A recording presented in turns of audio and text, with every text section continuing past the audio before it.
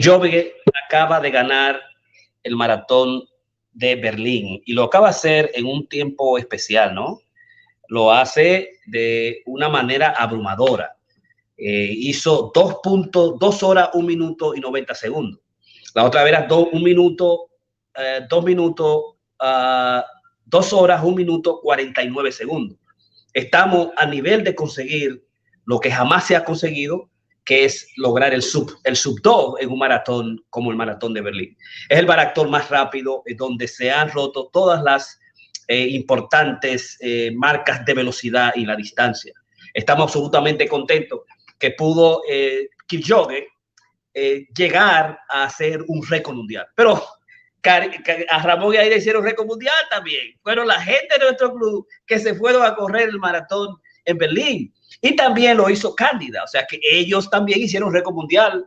Hicieron récord mundial porque son los primeros, bueno, los segundos, porque Rafael Bello pudo correr el maratón de Berlín hace par de años antes de lo que es la pandemia del COVID-19, y ahora Ramón y Aida se fueron a representar lo que es el Club de Corredores Recreativos. Como que están con nosotros estamos en nuestro programa, lo que es Creativos Trisport o Deporte Triple, ya que estamos incluyendo solamente el correr, y además estamos incluyendo lo que es el caminar y la bicicleta. Qué bueno que están ahí. Ya yo tengo a mi colega Andy, que está directamente en el programa conmigo. Yo estoy ahora entrenando cámaras por todos los lados para ver qué tal lo hago. Tengo una cámara y puedo ahora trabajarla mejor desde acá, me puedo mover un poquito más porque estoy usando el portal.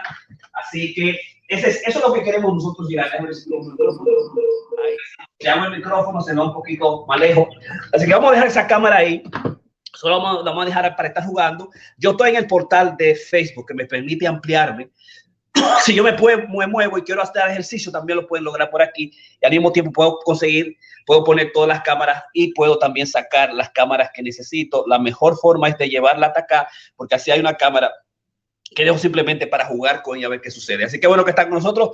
¿Cómo te encuentras, Andy Jimenez? How you doing? So today is a great day because we want to talk about the forms in running. It's the form in running the New York City Marathon. And I just said that the world record was established in Berlin just right now, just last Sunday, when Eliud Kipchoge just ran 2:01, 2 hours, 1 minute, 9 seconds.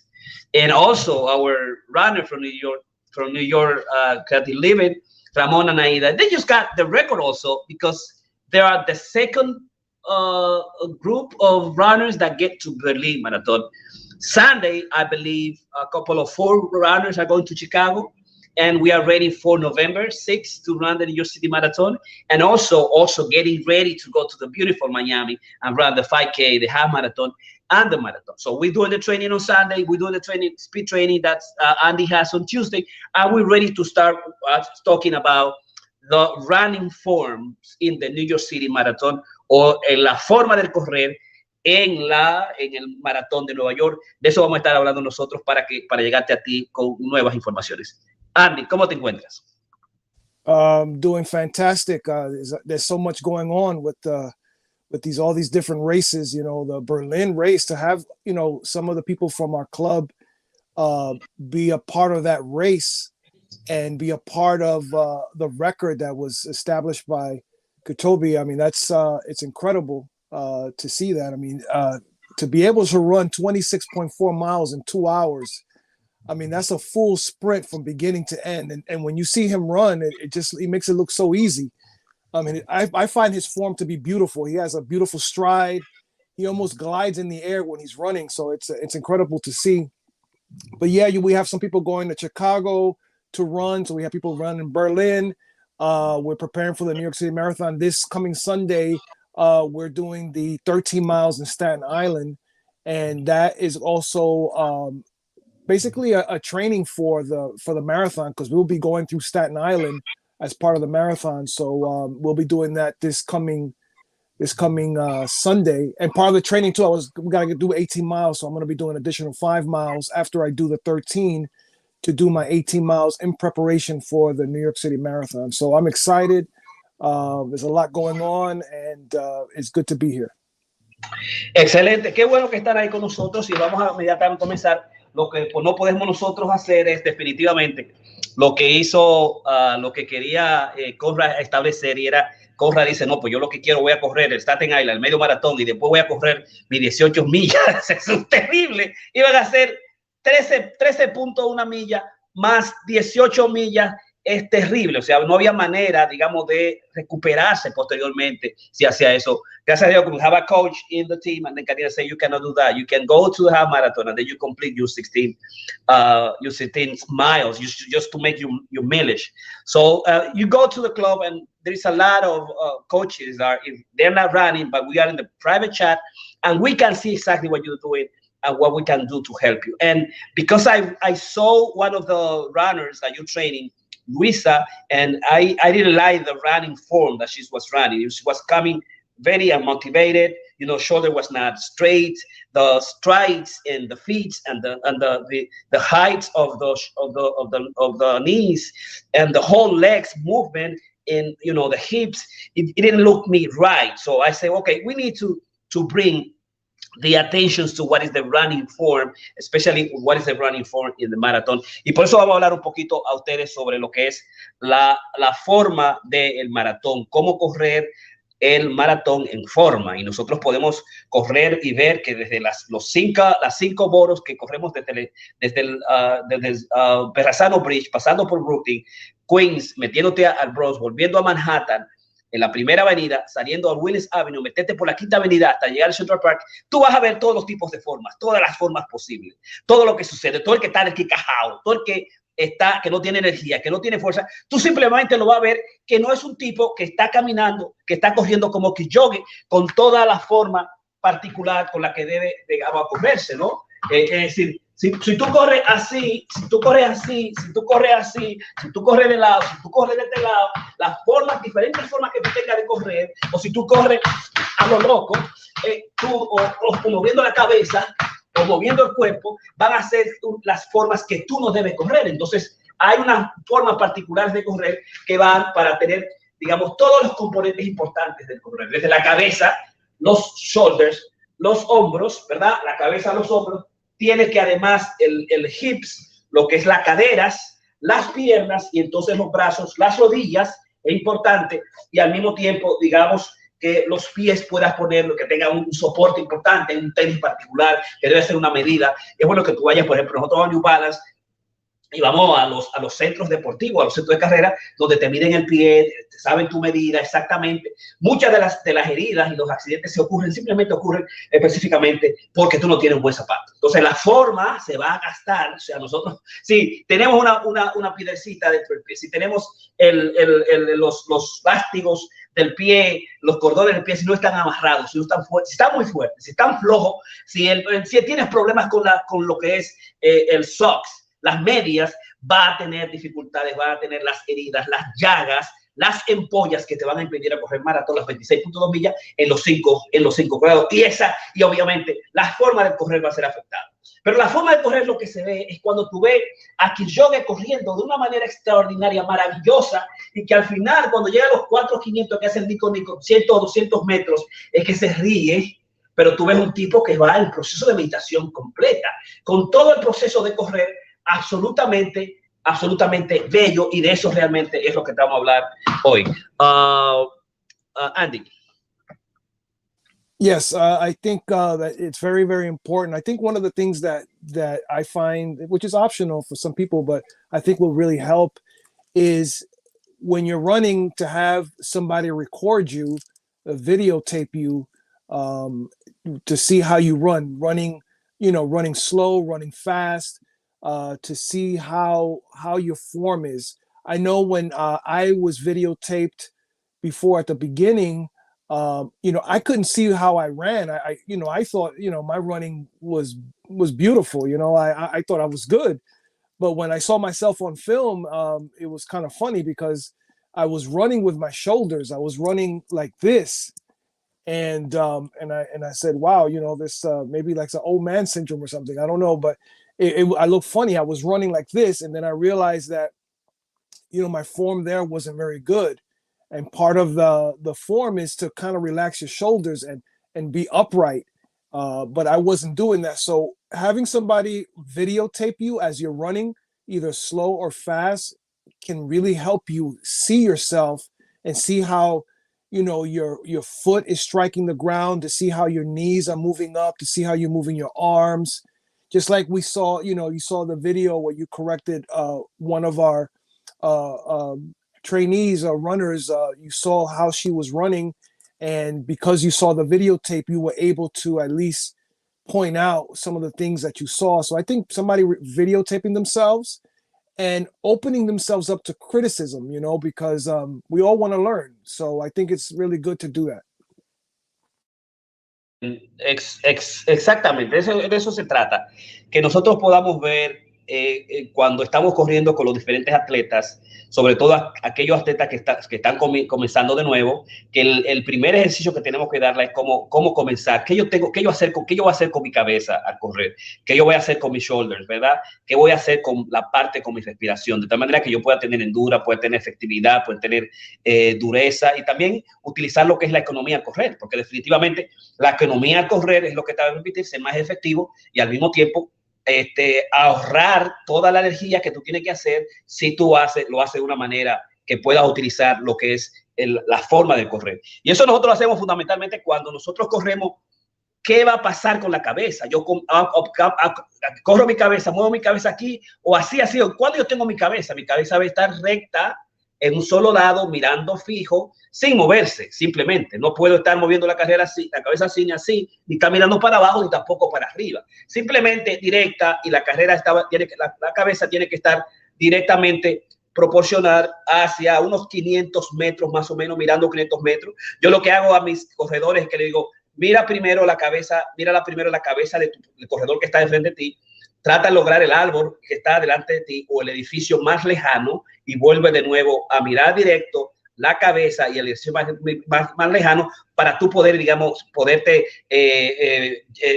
espaciarte psicológica y mentalmente con tu cabeza directa, ¿no? Ese es el objetivo. Y lo que estás logrando es que la cabeza al final tú no la vas a tener, que te duele la cabeza, que tiene grandes problemas, que tu energía económica se ha debilitado. Y las orejas tienen que estar directamente relacionadas con los shoulders, ¿no? O sea, no va a tener un shoulder así, ni uno de aquí, ni montado, ni nada, ni un lado por este lado, ni de acá, sino que tu cabeza va a estar con tu shoulder alineado recta.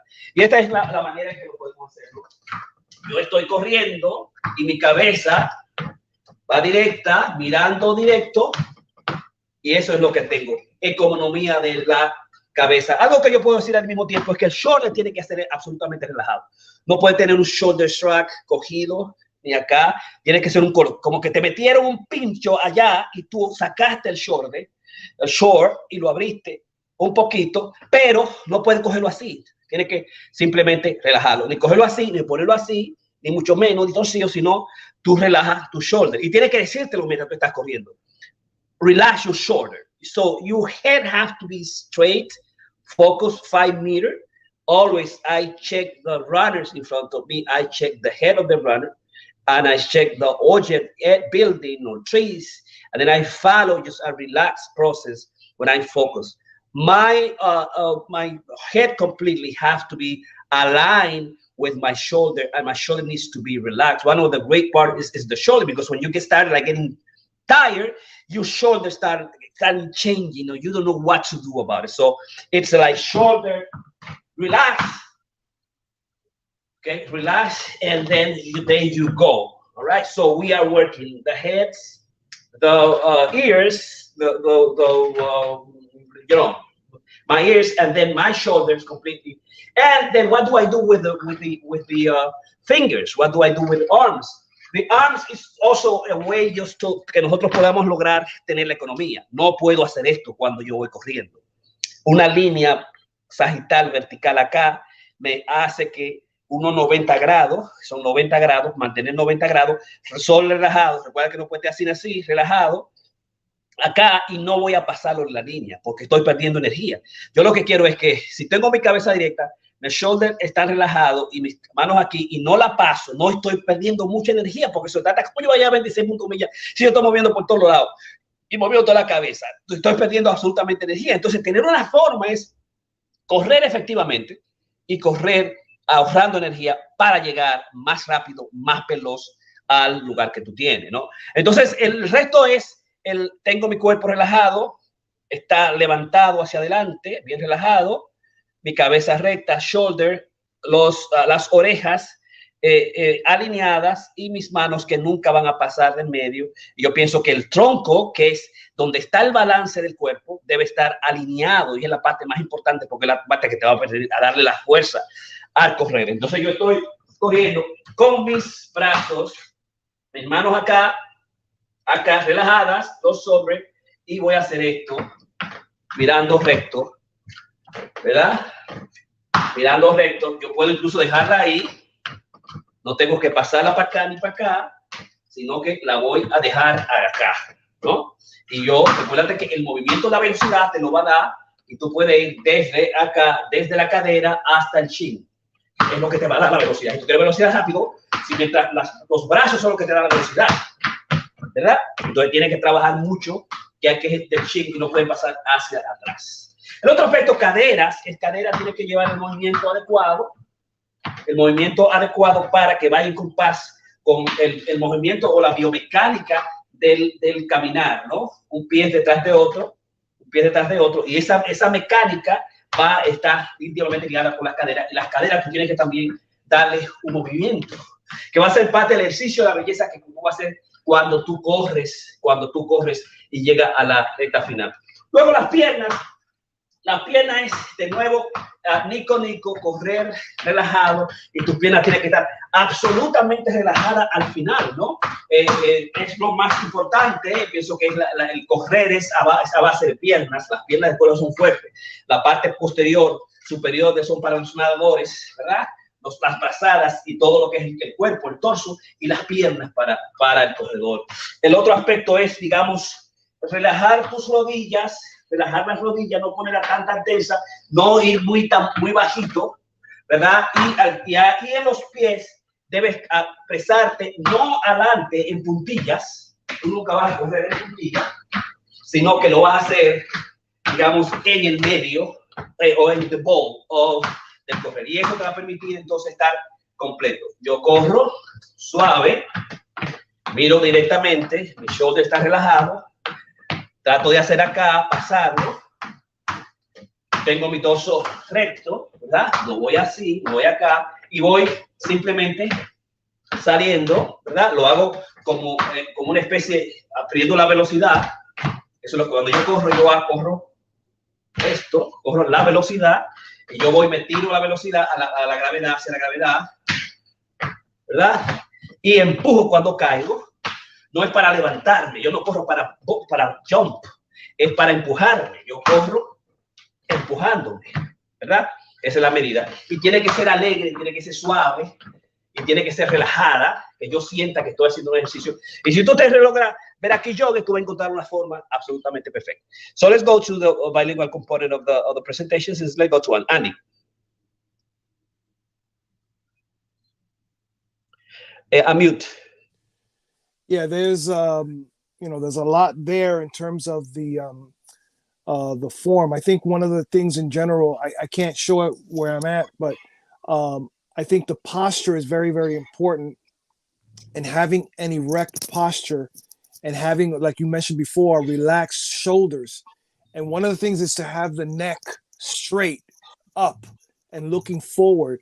I think like during the race, what's going to happen, like when you start getting tired a little bit long, during the race, you're going to find yourself probably hunching over, a little bit hunching over, and maybe your butt area will stick out more.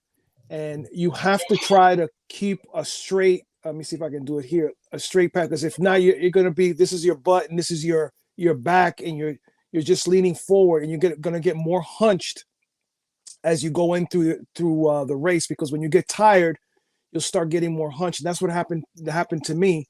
So I think practicing having an erect posture, relaxing your shoulders, keeping your neck up straight, and trying to keep your hips and your glutes there. That's where sometimes also doing these exercises that help you strengthen your glute muscles, because a lot of the muscles that you will be using during the running will be your glute muscles in your butt area and in your lower back and your core. So you'll be using that a lot. And I think strengthening those areas is very important. But posture, remember that when you start running, your posture will you'll start getting tired and you'll start slouching. And you have to keep in mind, you have to try to keep yourself more erect and looking forward, and it'll help you with, running longer distances. So I think that's very important.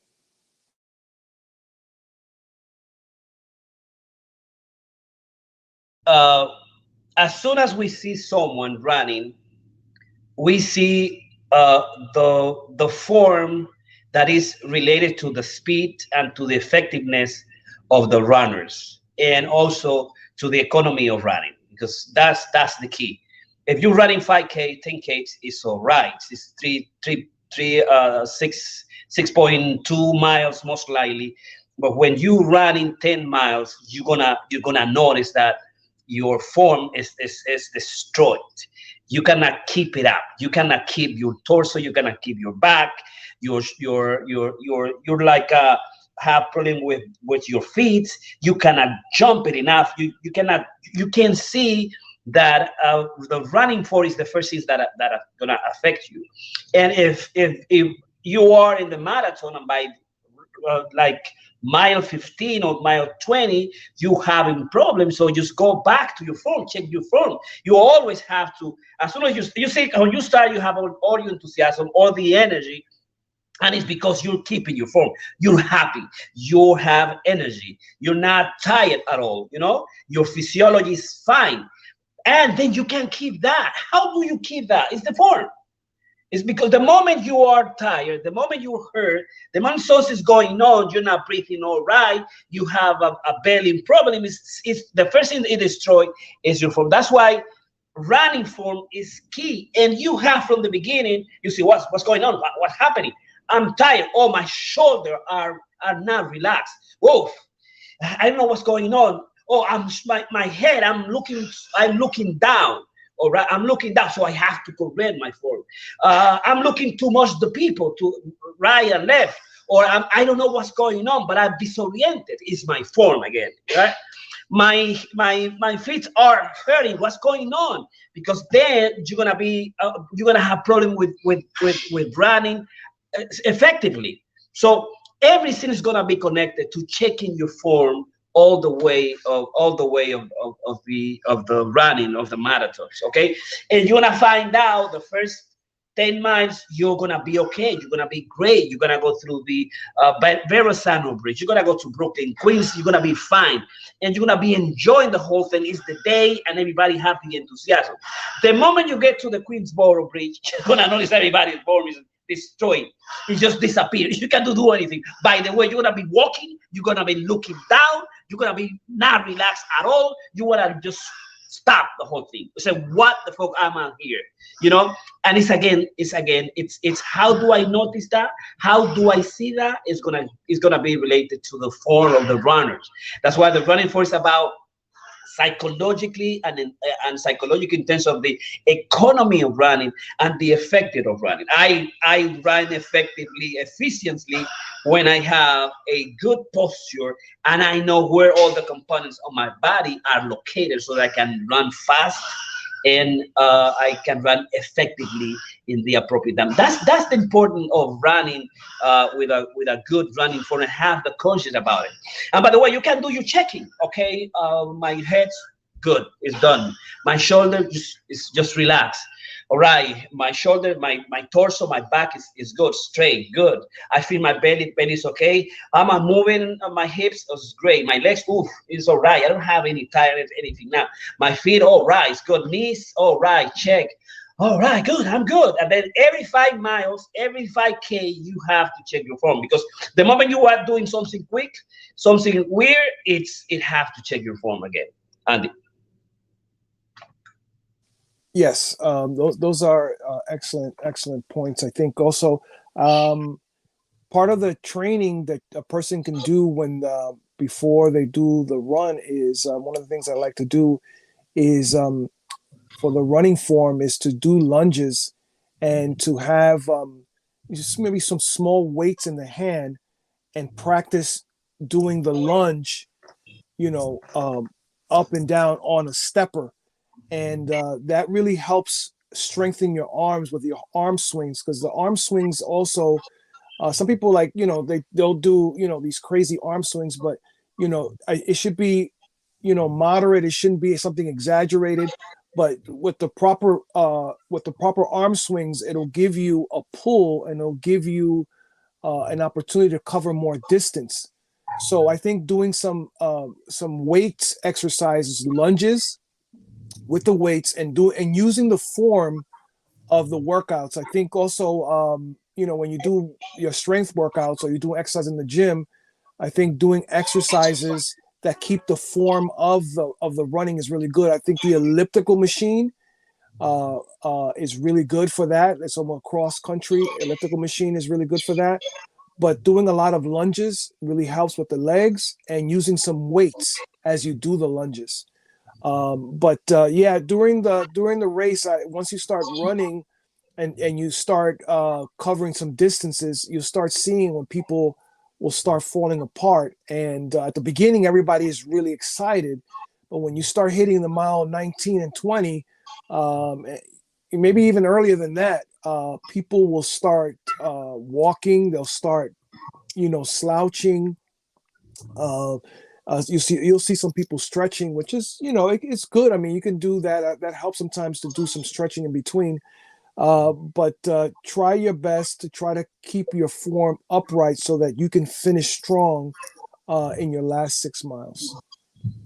De eso se trata, mi gente. Yo pienso que fundamentalmente de lo que se trata es que tú puedas dominar las diferentes partes de lo que es la economía de correr.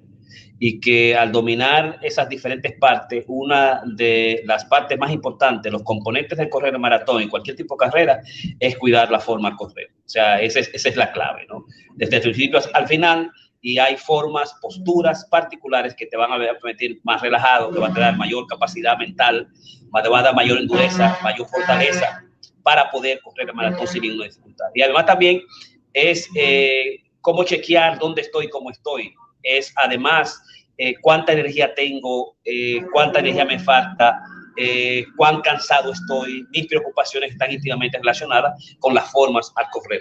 O sea que este podcast de hoy es específicamente para que tú corras bien, efectivamente, que te vayas a cansar, pero que te vayas a cansar con toda la energía conservada, que eso es lo que se quiere, conservar energía, porque de eso se trata. Y tú vas a tener 10, tú vas a 26, tú te entrenaste, tú comiste. ¿Cómo yo puedo llegar después de las 6 millas? Recuérdate que la capacidad humana es llegar a las 20 millas con el componente de energía necesaria. Después de ahí ya es técnica, después de ahí es energía psicológica. No se sabe, el misterio del maratón está relacionado en qué pasa después de la milla 20. Cómo la gente logra, a pesar de no tener la capacidad física, genética y corporal y psicológica para correr más de 20 millas. Sin embargo, esos 6.2 millas se logran particularmente. Y ese es el misterio continuo del maratón. Lamentablemente en London, un nuevo corredor murió en la milla 20-23, como pasó en Brooklyn, que nosotros estábamos ahí, que corrió también en la milla 20-23, porque hay que tener el asunto.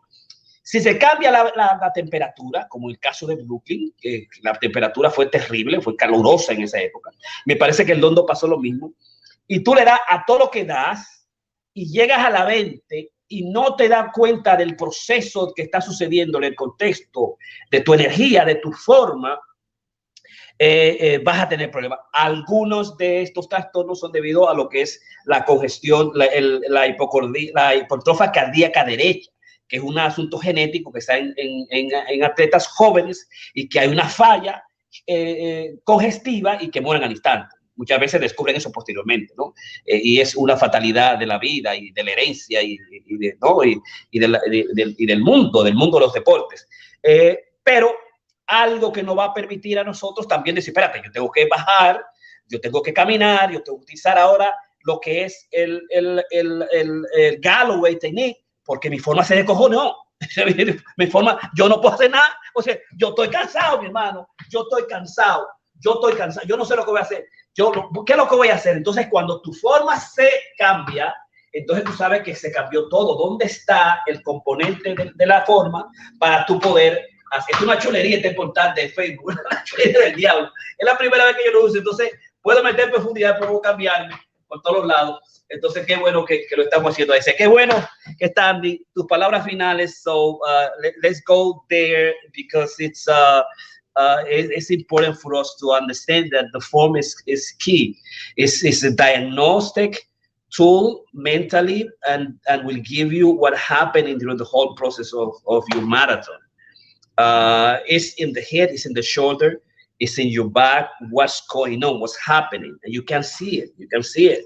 There is going to be a moment in the process of the marathon, of the running, that I cannot do anymore, and that's the moment just to relax, change the technique, change the type of running.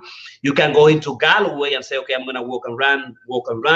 I'm going to go for a relax. I'm going to go for a massage. I'm going to stop on the medical team. I'm going to drink more water, or I'm going to hydrate more, or I'm going to use my gel that I need. You know, your form will tell you a lot in the process of if you are at the beginning, if you're in the middle, if you're at the end. The form is going to be mostly changed completely in the last 6 miles, the last 5K. So you have to be aware. But also, the form mentally will give you some kind of energy too. So you can keep it. You have to try to. When we say finish strong, it's about finish strong. It's getting to relaxing, getting to your form, get your energy, get your body, relax it, go there, take the force out of you, do it. You know, finish strong is you go back and you relax and you're gonna do it. It's about the form at the end of the day. All right, Andy? Yeah, that's very important. I remember when we ran last year, we were practicing, we were doing the I always say this in my head because it's so memorable to me, but we were doing 18 miles and I remember I was kind of like taking the lead and going in the front, and you were way back, and I'm thinking I'm doing good. I'm striding. My stride is strong. I'm moving fast, and and I think I was overstriding. I was overstriding is just basically you covering a lot of ground, and your foot is just covering a lot of ground, and I had to take smaller steps. But as I was running, I didn't see you. But then after a while, I saw you at a distance. And then you began to catch up. I was like, wow, this is turning into a little competition. I'm thinking I'm going to finish first. And then, you caught up and you passed me. But what I noticed about the way you ran is that your form was consistent. You were upright. Your head was upright. Your movement was like almost scientific. It was not changing. It was the same form that you had when you started and what you ending. And you passed me by and said, I see you at the finish line. You passed me by like it was nothing, but your form was really, really good. And the thing about the form is that it'll help you stay strong. It'll give you that energy. If you're running and you're slouching and you're not staying conscious about your form, it's going to affect you later on. We are going to get affected by the fact that we have to run 20 miles and our body's going to start falling apart in one sense. But if you have the correct running form, it'll help you stay energized. It'll actually, give you confidence. I know when I run and I'm conscious and I try to run at a correct form and stay with that, it gives me confidence in what I'm doing and it feels good in the body. So I will encourage you to, before you run your races or before you run the marathon, look at some videotapes of the posture of like the best runners of the world and see how they do it, how their strides move, how their neck is. There are some runners that even though they're really good runners, they have an awkward run, but most of them who are athletes and have been doing this for a while, their running form is excellent. So start looking at them as examples for the running. And pretty much that's what I said. Excellent. So what do we have for Saturday, Sunday? What do we have for Tuesday, Coach Andy? So we can finish and stop it right here. What's going on? We are basically, we have for the practice of the marathon, we have like basically 3 more weeks before we start tapering down. This past Sunday, some people did 18 miles, but the weather did not permit us to get that done. So we're going to do 18 miles this coming Sunday. It'll be the Staten Island plus the 5 miles. And then the week after that, we're going to be doing 8 miles. And then after that, we're going to start tapering down, bringing down the thing. So Sunday, 18 miles. Tuesdays, we're going to be doing some speed work. We'll be doing 5K. We'll be doing some in the Van Cortlandt Hills. We'll be doing a 5K there using the hills at high elevation. And then the following week, we're going to be doing 8 miles on Sunday. And people will be doing some running in between, but that's what we have coming up in the next couple of weeks. Excelente. Corredores creativos los jueves 8:30 sin parar. La semana pasada, el jueves, se me olvidó a mí. Tú me mandaste la cosa ahí y se me olvidó. O sea, en 2 años y pico. Yo siempre repito las cosas para tener siempre el espacio de Corona Creativo con programas viejos, y lo estoy haciendo ahora online los jueves contigo. Y absolutamente se me olvidó, yo cerré. Yo recuerdo, ¿dónde era que estaba? Yo estaba en la Florida, o estaba aquí. Creo que estaba estaba en la Florida, era el día del huracán, era el jueves. Exactamente, sí. Fue el jueves, el día del huracán. Yo creo que el huracán te había cogido. Sí, se me olvidó todo, se me fue todo. Yo no sé qué diablo fue. Estábamos en la casa organizando. Yo creo que llegó mi prima Margie, su esposo Tony, estábamos en la casa poniendo todo al día. Era de noche, ya sabíamos que el maratón estaba entrando, el huracán estaba entrando. Y yo sé que por primera vez se me olvidó, pero debido al huracán. Así que bueno que está ahí con nosotros, Andy, el coach Andy, doctor Jorge Piña, tu programa de Corona Creativos Online, hace 2 años de la pandemia y pico, más de 500 y pico de podcast, 80,000 y pico de gente, ya estamos en Corona Creativos que nos siguen abiertamente, y ahí lo transmitimos para la gente que los jueves quiere aprender a correr y correr los diferentes maratones. El lema es Let's run the world together. Vamos a correr el mundo juntos. Y eso es lo que estamos haciendo nosotros, los corredores del vivir creativo. Andy. Excellent. All right. Bye-bye. Bye-bye. Take care. Have a good night, everybody.